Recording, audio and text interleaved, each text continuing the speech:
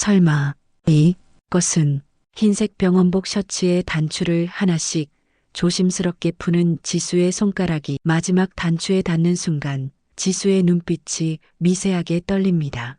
눈은 점점 커지며 숨을 멈춘 듯한 이 감정은 무엇일까요? 그때 누워있던 회장의 손가락이 미세하게 움직입니다. 지수는 완전히 충격받은 표정으로 한 걸음 뒤로 물러섭니다. 아버지. 하지만 그 뒤에 숨겨진 진실은 과연 무엇일까요? 이야기 시작하기 전에 댓글로 소통해 주시고 구독, 좋아요 눌러주시면 제가 영상 제작하는데 큰 힘이 됩니다. 그럼 시작할게요. 겨울바람이 매섭게 불던 어느 오후 시골 외곽에 자리한 서정 요양병원 앞에 한 여성이 서 있었습니다. 지수라는 이름의 이 여성은 생활고에 시달리는 간병인이었습니다. 낡은 검은색 코트의 깃을 바람에 맞서 세우며 바랜 병원 간판을 올려다보고 있었습니다. 그녀의 오른손에는 구겨진 구인 광고 종이가 꽉 쥐어져 있었고 왼손으로는 계속해서 낡은 핸드백의 끈을 만지작거리고 있었습니다. 35살의 지수는 어린 시절을 보육원에서 고아로 자랐습니다. 어머니는 지수가 5살이 되던 해에 병으로 돌아가셨고 아버지에 대해서는 아무것도 모른 채 살아왔습니다. 편의점 아르바이트로 근근히 생계를 이어가던 지수에게 이 간병사 일자리는 마지막 희망과도 같았습니다. 월세도 밀렸고 통장 잔고는 겨우 몇만 원에 불과했거든요. 지수가 병원 로비로 들어서자 코끝을 찌르는 강한 소독약 냄새가 그녀를 맞았습니다. 흰색 타일 바닥에 그녀의 운동화 밑창이 내는 작은 삐걱거리는 소리가 조용한 로비에 울려 퍼졌습니다. 로비는 을씨년스럽게 조용했고 환자나 보호자의 모습은 거의 보이지 않았습니다. 접수 데스크에 앉아있던 중년 간호사가 지수를 병원장실로 안내했습니다. 들어오세요. 문을 열고 들어간 지수 앞에는 50대 중반쯤 되어 보이는 병원장이 안경을 벗어 렌즈를 닦으며 앉아 있었습니다. 그는 지수의 이력서를 훑어보더니 만족스러운 듯 고개를 끄덕였습니다. 간병 경력이 꽤 되시는군요. 지수가 궁금한 표정으로 눈을 깜빡이자 병원장은 잠시 머뭇거리는 듯한 표정을 지었습니다. 그리고는 책상 위에 펜을 돌리며 천천히 말을 이어갔습니다. 이영우 회장님이라고 하시는 분인데 현재 거의 반원수 상태이십니다. 병원장의 목소리에는 어딘지 모를 긴장감이 배어 있었습니다. 그는 계속해서 펜을 돌리며 지수의 반응을 살피고 있었습니다. 네, 최선을 다하겠습니다. 지수의 대답에 병원장은 안도하는 듯 했지만 곧이어 더욱 진지한 표정을 지었습니다. 한 가지 더 당부드릴 게 있습니다. 병원장의 목소리 톤이 약간 낮아졌습니다. 마치 중요한 비밀을 말하려는 듯한 분위기였습니다. 드디어 이영우 회장의 병실 문 앞에 선 지수는 깊게 숨을 들이마셨습니다. 문손잡이를 천천히 돌리며 안으로 들어서자 병실 안은 고요함 그 자체였습니다. 창문 너머로 들어오는 오후 햇살이 하얀 침대볼을 부드럽게 비추고 있었고 그 침대에는 한 남성이 조용히 누워 계셨습니다. 지수가 조심스럽게 침대 옆으로 다가가자 회장의 얼굴이 점점 선명하게 보였습니다. 60대 정도로 보이는 이 남성은 잠들어 있는 듯 했지만 어딘지 모르게 평온하지 않은 표정을 하고 계셨습니다. 눈썹이 미세하게 찌푸려져 있었고 입술도 살짝 굳어 있는 상태였습니다. 그런데 바로 그 순간 지수의 시선이 회장의 배 부분에 머물렀습니다. 흰색 병원복 셔츠의 소매가 조금 위로 밀려 올라간 사이로 희미한 상처 자국이 보였거든요. 그것은 오래된 화상 흉터처럼 보였는데 세월이 흘러 많이 희미해졌지만 여전히 울퉁불퉁한 모양을 하고 있었습니다. 이 흉터를 본 순간 지수의 가슴 깊은 곳에서 설명할 수 없는 불안감이 피어올랐습니다. 마치 어디선가 본 적이 있는 것 같은 그런 묘한 기시감이 들었거든요. 지수는 무의식 중에 자신의 목걸이를 만지작거리며 회장의 얼굴을 다시 한번 자세히 들여다봤습니다. 지수가 간병 일을 시작한 지 사흘째 되던 날의 일이었습니다. 그날도 평소처럼 회장의 몸을 따뜻한 물수건으로 닦아드리고 있었는데 뭔가 이상한 기분이 들었습니다. 마치 누군가가 자신을 지켜보고 있는 듯한 그런 느낌이었습니다. 며칠 전 처음 봤던 그 화상 흉터가 팔등에도 있었습니다. 지금은 훨씬 더 선명하게 보였거든요. 자국을 자세히 들여다보는 순간 지수의 머릿속에 아득한 기억 하나가 스쳐 지나갔습니다. 어린 시절 보호소에서 지내던 그때의 일이었습니다. 자신을 그곳에 맡기고 떠났던 한 남성의 모습이 어렴풋이 기억났습니다. 그 남자의 손에도 분명 이런 상처가 있었던 것 같다고 생각했습니다. 하지만 워낙 어린 나이였다 보니 정확한 기억은 나지 않았습니다. 지수는 고개를 좌우로 저으며 그런 생각을 떨쳐내려 했습니다. 하지만 불안감은 점점 더 커져만 갔습니다. 회장의 얼굴을 다시 한번 찬찬히 살펴보니 어딘지 모르게 익숙한 느낌이 들었습니다. 간병을 마치고 간호사실로 향한 지수는 담당 간호사에게 조심스럽게 물어봤습니다. 회장님 팔에 있는 상처가 언제쯤 생긴 건지 아시나요?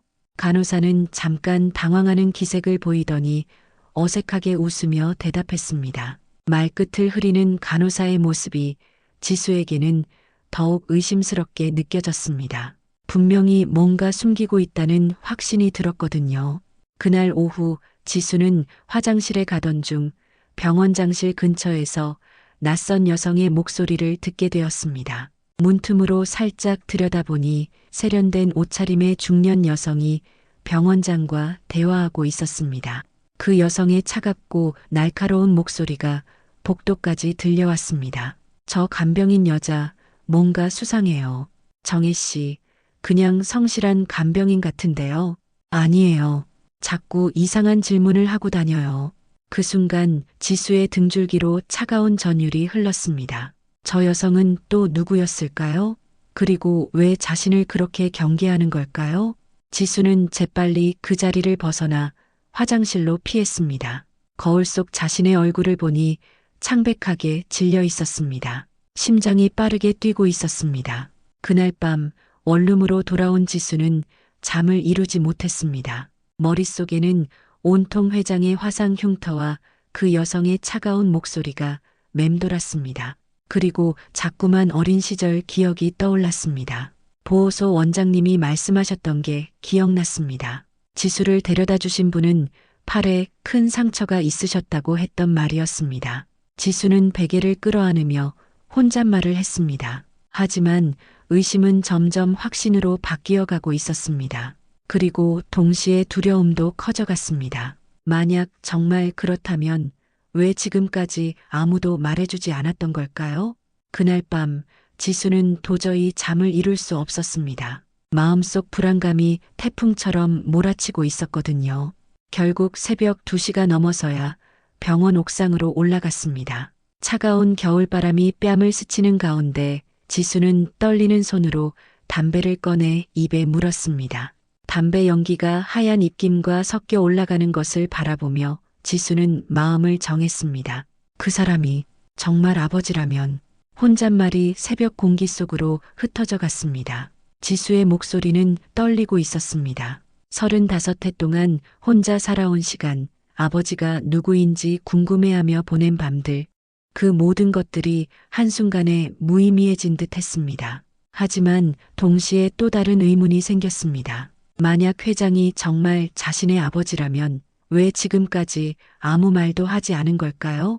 그리고 그 정혜라는 여성은 이 사실을 알고 있는 걸까요? 지수는 눈물을 훔치며 일어났습니다. 이제 확실해졌습니다. 하지만 이것은 시작일 뿐이었습니다. 진짜 중요한 건 이제부터였습니다. 왜 자신이 버려졌는지, 그리고 지금 무슨 일이 벌어지고 있는지 반드시 알아내야 했습니다. 다음 날 아침 지수는 병원장을 찾아갔습니다. 더 이상 궁금증을 참을 수가 없었습니다. 어젯밤 발견한 진실이 계속 머릿속을 맴돌고 있었거든요. 병원장실에 들어선 지수의 목소리에는 평소와 다른 단호함이 묻어 있었습니다. 더 이상 눈치를 보며 조심스럽게 행동할 필요가 없다고 생각했습니다. 병원장님, 궁금한 게 있어서 왔어요. 병원장의 표정이 경계하는 듯 변했습니다. 그의 손가락이 책상 위에서 불안하게 두드리고 있었고 시선은 지수를 제대로 마주치지 못하고 있었습니다. 지수는 직접적으로 물어보기로 결심했습니다. 회장님 따님이 왜 저를 자꾸 교체하려고 하는 거예요? 병원장의 얼굴이 순간 굳어졌습니다. 뭔가 들킨 것 같은 표정이었습니다. 그는 대수롭지 않다는 듯 대답하려 했지만 목소리에는 확신이 없었습니다. 책상 위의 서류를 만지작거리며 시간을 끌려는 모습이 역력했습니다. 지수는 더욱 의심스러워졌습니다. 병원장의 반응이 너무나 부자연스러웠거든요. 점심시간이 되자 지수는 비품실에서 청소를 하던 중 우연히 숨겨진 파일을 발견했습니다. 선반 뒤편에 감춰져 있던 이영우 환자 기록이라고 적힌 두꺼운 파일이었습니다. 지수는 주변을 살피고는 조심스럽게 파일을 꺼내봤습니다. 파일을 열어보니 충격적인 내용이 들어 있었습니다. 화상 부위배 하측 부분, 좌측 팔뚝 및 손등, 발생일 1993년 12월 15일 접수병원 강원도 병원 응급실. 지수가 보육원에 맡겨진 날짜와 정확히 일치했습니다. 그리고 더 충격적인 것은 따로 있었습니다. 파일 뒷장에는 보호자 연락처란에 지수 어머니의 이름이 적혀 있었습니다. 그 밑에는 비상 연락처라고 적힌 란에 보육원 전화번호까지 기록되어 있었습니다. 지수는 떨리는 손으로 파일을 넘겨봤습니다. 그 안에는 회장의 과거 병력뿐만 아니라 현재 투약 중인 약물 목록도 들어 있었습니다. 그런데 이상한 점이 있었습니다. 최근 몇 개월 사이에 처방된 약물들이 대부분 진정제와 수면제였던 것입니다. 더 자세히 살펴보니 약물 투여 기록에 의문스러운 점들이 많았습니다. 정상적인 치료 목적이라기보다는 의식을 잃게 만들기 위한 것 같았거든요. 그리고 파일 맨 뒤편에는 정해 지시사항이라고 적힌 메모가 있었습니다. 환자 상태 악화 시나리오 준비, 유언장 확인 완료, 상속 절차 신속 진행 요망. 지수의 등골에 오싹한 기운이 흘렀습니다. 이들이 회장을 죽이려고 한다는 확신이 들었습니다. 그리고 그 이유는 바로 유산 때문이었습니다. 그때 갑자기 비품실 문이 열리는 소리가 들렸습니다. 지수는 서둘러 파일을 원래 자리에 숨기고 청소 도구를 들었습니다. 간호사가 의심스러운 눈초리로 지수를 바라봤지만 지수는 최대한 자연스럽게 대답했습니다. 그날 오후 지수는 병원 복도에서 CCTV를 몰래 확인할 수 있는 방법을 찾았습니다. 간호사실 모니터를 통해 지난 며칠간의 녹화 영상을 볼 수 있었거든요. 간호사들이 잠시 자리를 비운 사이 지수는 조심스럽게 모니터 앞에 앉았습니다. 며칠 전 영상을 되돌려보니 충격적인 장면이 나왔습니다. 병원장이 회장의 약병을 다른 것으로 바꾸고 있는 모습이었습니다. 그리고 그 옆에서 정혜가 지켜보고 있었습니다. 정혜의 목소리가 CCTV 음성을 통해 들려왔습니다. 곧 끝날 거라는 말과 함께 새로운 간병사가 문제라는 내용이었습니다. 저녁이 되어 지수는 회장의 병실로 돌아왔습니다. 이제는 확신을 가지고 행동할 때였습니다. 더 이상 망설일 시간이 없었거든요. 아버지, 제가 모든 걸 알았어요. 지수는 회장의 손을 잡으며 속삭였습니다. 그러자 회장의 눈이 또렷하게 떠졌습니다. 그리고 입술을 움직여 무언가를 말하려 했습니다. 위험하다는 말과 함께 지수도 위험하다고 경고했습니다. 증거가 필요하다는 말을 남기고는 다시 의식을 잃는 듯 했습니다. 하지만 이제 지수는 확신했습니다. 아버지를 구하고 정혜의 음모를 막아야 한다는 것을요. 그리고 무엇보다 자신도 위험에 처해 있다는 사실을 깨달았습니다. 다음 날 새벽 지수는 병원 기계실로 향했습니다. 밤새 세운 계획을 실행에 옮길 때였습니다. 만약 정혜와 병원장이 정말로 위험한 일을 꾸미고 있다면 먼저 아버지를 안전한 곳으로 옮겨야 했습니다. 기계실에는 병원 전체에 전력시설이 있었고 필요하면 CCTV를 일시적으로 차단할 수도 있었습니다. 다행히 어렸을 때 전기 관련 일을 하시던 보육원 선생님께 배운 기초 지식이 도움이 되었습니다. CCTV 전원 차단 스위치를 찾는 것은 어렵지 않았습니다. 지수는 중얼거리며 계획을 점검했습니다. CCTV를 차단한 후 아버지를 다른 곳으로 옮기고 그 사이에 결정적인 증거를 수집하는 것이었습니다. 하지만 먼저 아버지의 상태를 확인해야 했습니다. 병실로 돌아간 지수는 회장에게 조심스럽게 다가갔습니다. 아버지, 저예요. 지수예요. 회장의 눈이 천천히 떠졌습니다. 어제보다 훨씬 또렷해 보였습니다. 약물의 효과가 조금씩 떨어지고 있는 것 같았습니다. 지수가 상황을 설명하자 회장은 이미 모든 것을 알고 있다고 대답했습니다. 다만 증거가 없으면 소용없다는 말도 덧붙였습니다. 그래서 더욱 조심스럽게 움직여야 했습니다.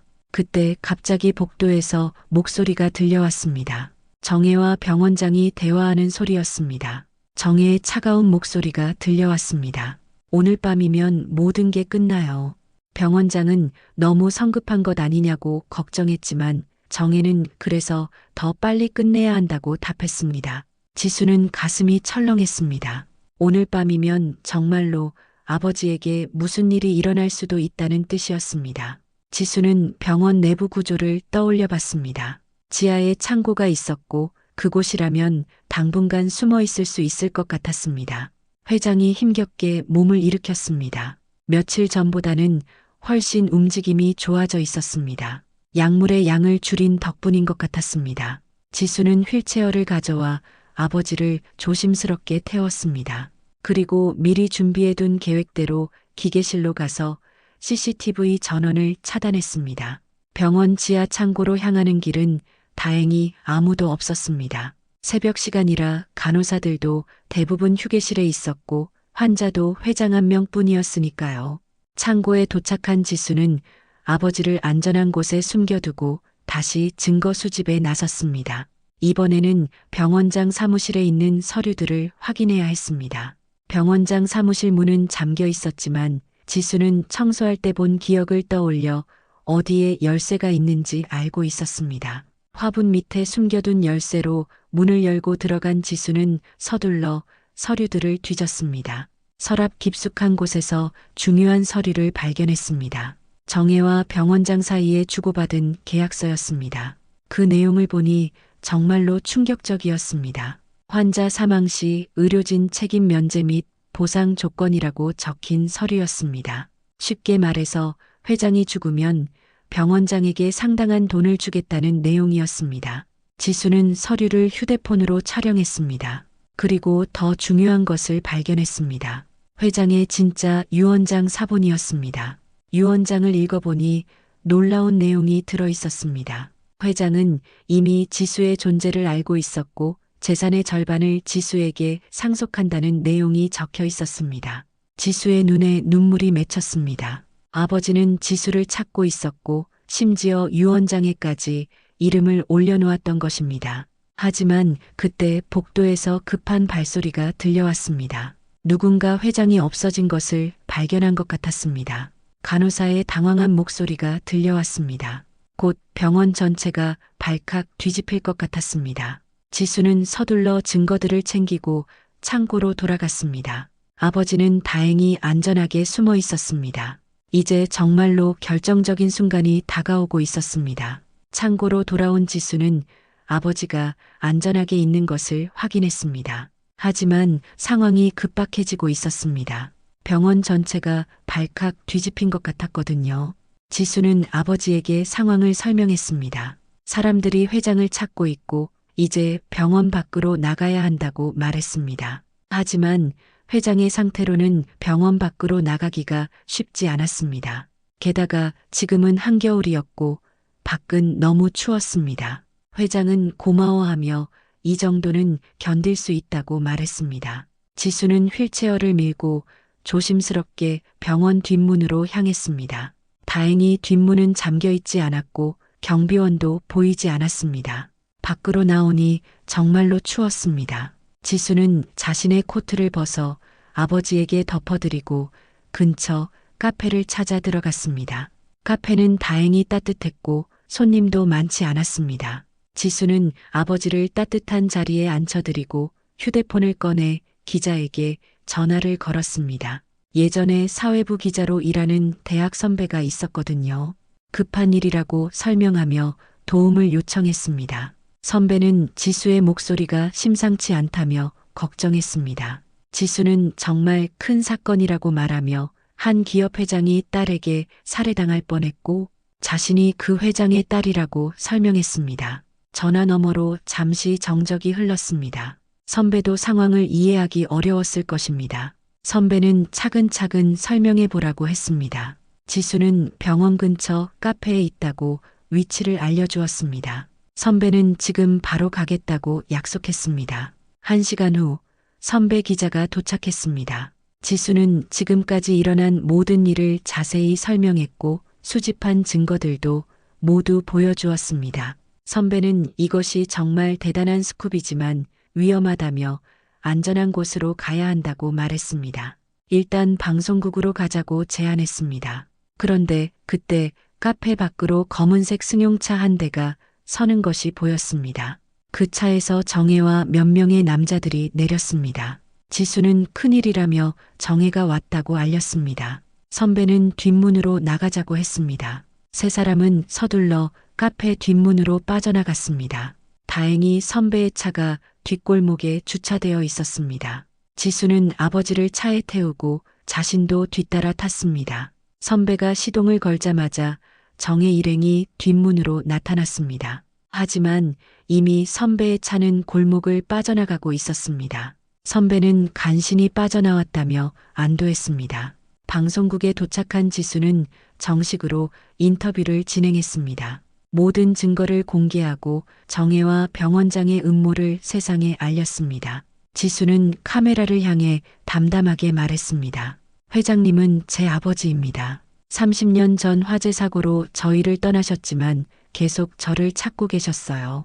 그런데 정혜라는 사람이 유산을 독차지하기 위해 아버지를 죽이려고 했습니다. 인터뷰가 방송되자 온 나라가 충격에 빠졌습니다. 대기업 회장 살인 미수 사건으로 연일 뉴스에 나왔고 경찰도 즉시 수사에 착수했습니다. 하지만 정혜는 끝까지 저항했습니다. 변호사를 대동하고 나타나 모든 혐의를 부인했습니다. 모든 것이 조작된 것이며 지수가 재산을 노리고 꾸민 일이라고 주장했습니다. 하지만 증거가 너무나 확실했습니다. 병원장도 결국 모든 것을 자백했고 정혜의 음모가 세상에 드러났습니다.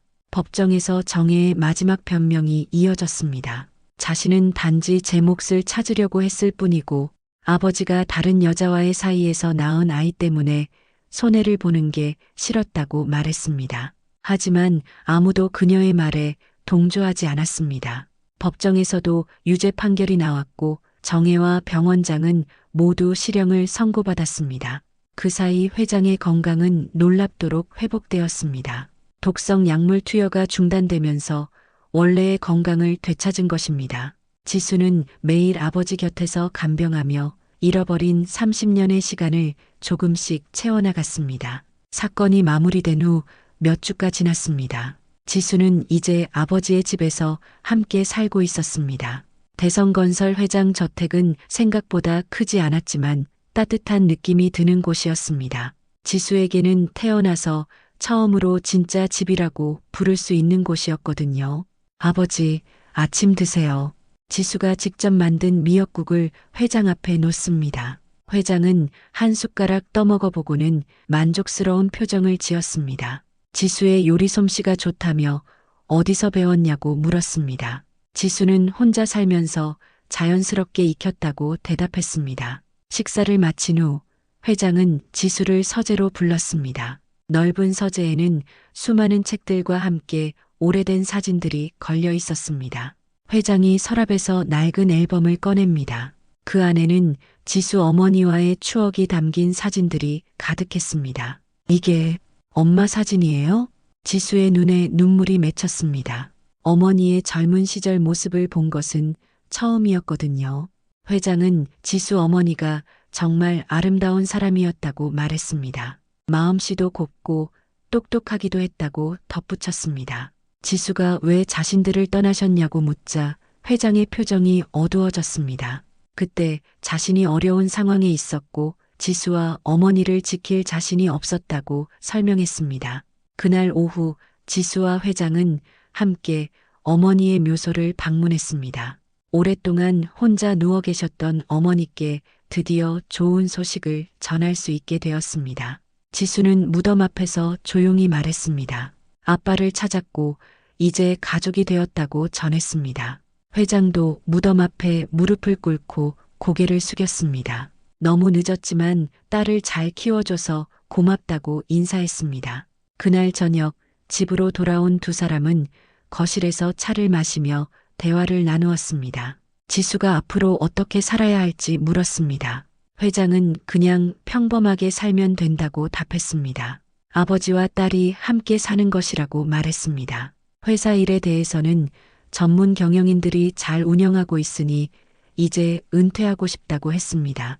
이제는 놓친 시간을 되찾고 싶다고 말했습니다. 며칠 후 지수는 회사에 정식으로 입사했습니다. 아버지가 특별 대우를 해준 것이 아니라 정당한 절차를 거쳐서였습니다. 지수는 경영학과를 졸업했고 여러 아르바이트 경험도 있었거든요. 사무실에서 동료들은 지수를 따뜻하게 맞아주었습니다. 처음에는 회장의 딸이라는 것 때문에 부담스러워했지만 지수의 성실한 모습을 보며 금세 마음을 열었습니다. 업무 적응은 어떠냐고 묻는 동료에게 지수는 생각보다 재미있고 배울 게 많아서 즐겁다고 답했습니다. 지수는 회사에서도 특별 대우를 받지 않으려고 노력했습니다. 다른 신입사원들과 똑같이 일하고 똑같이 배우고 싶었거든요. 몇 달이 지난 어느 봄날 지수와 회장은 병원 정원을 함께 걸었습니다. 회장의 건강검진을 받으러 왔다가 산책을 하게 된 것입니다. 예전에 그렇게 무서웠던 병원이 이제는 평범한 곳이 되어 있었습니다. 회장의 몸 상태는 완전히 회복되었다고 의사가 말했습니다. 지수는 다행이라며 처음 뵈었을 때는 정말 걱정이 많았다고 털어놓았습니다. 두 사람은 벤치에 앉아 따스한 봄볕을 즐겼습니다. 병원 정원에는 벚꽃이 만개해 있었고 환자들과 보호자들이 여유롭게 산책하고 있었습니다. 회장이 갑작스럽게 지수에게 행복하냐고 물었습니다. 지수는 잠시 생각해 본 후 정말 행복하다고 답했습니다. 그럼 됐다. 내가 행복하면 나도 행복해. 지수는 아버지의 팔짱을 꼈습니다. 이런 평범한 순간들이 지수에게는 가장 소중했습니다. 지수는 아버지에게 정말 감사한 것이 있다고 말했습니다. 아버지가 포기하지 않았다는 것, 그 어려운 상황에서도 자신을 기억해주고 찾으려고 노력해 주었다는 것이었습니다. 회장의 눈에 눈물이 맺혔습니다. 딸의 말 한마디가 30년간의 아픔을 모두 치유해 주는 것 같았습니다. 회장은 오히려 지수가 자신을 포기하지 않아줘서 고맙다고 말했습니다. 지수는 당연한 것이라며 아버지인데 그래야 하는 것 아니냐고 답했습니다.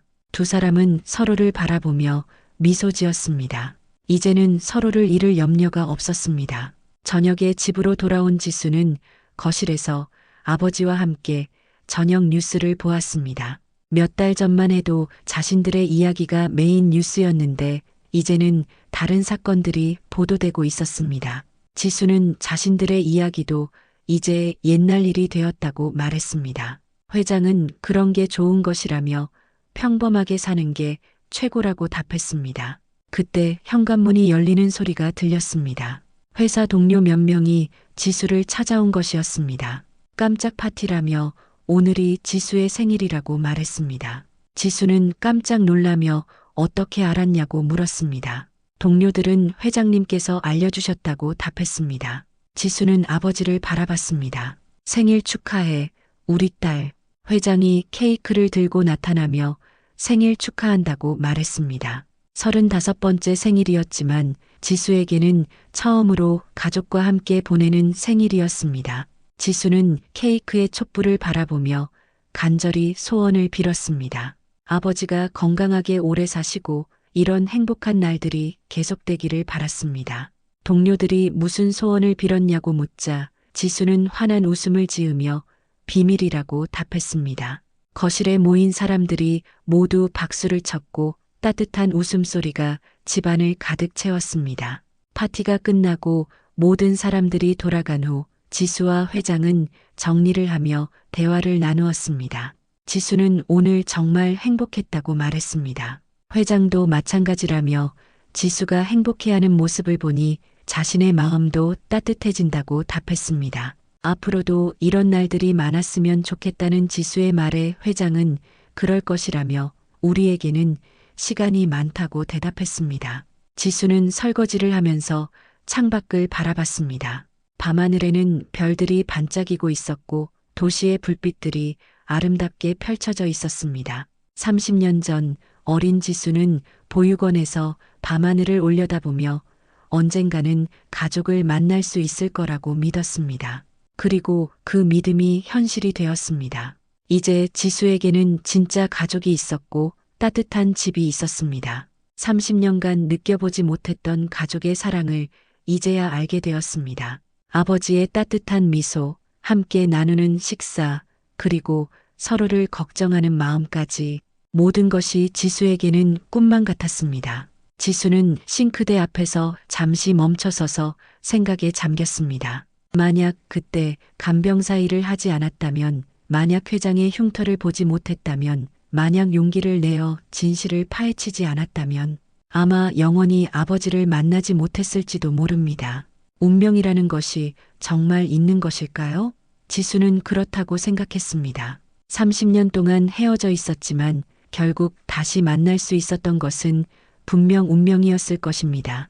그리고 이제부터는 그 잃어버린 시간을 모두 되찾을 수 있을 것 같았습니다. 거실에서 들려오는 아버지의 부르는 소리에 지수는 미소를 지으며 고개를 돌렸습니다. 이제 그녀에게는 부를 수 있는 가족이 있었고 돌아갈 수 있는 집이 있었습니다. 그것만으로도 충분히 행복했습니다. 여러분, 오늘의 이야기는 여기까지입니다. 30년 만에 다시 만난 아버지와 딸의 감동적인 이야기였는데요. 운명이라는 것이 정말 존재하는지, 그리고 포기하지 않는 마음이 얼마나 소중한지 다시 한번 생각해 보게 되는 시간이었습니다. 이런 따뜻하고 감동적인 이야기들이 더 많은 분들께 전해질 수 있도록 좋아요와 구독 버튼을 눌러주시면 정말 감사하겠습니다. 그리고 댓글로 여러분의 생각과 감상도 들려주세요. 다음에도 더욱 흥미진진하고 의미 있는 이야기로 찾아뵙겠습니다. 감사합니다.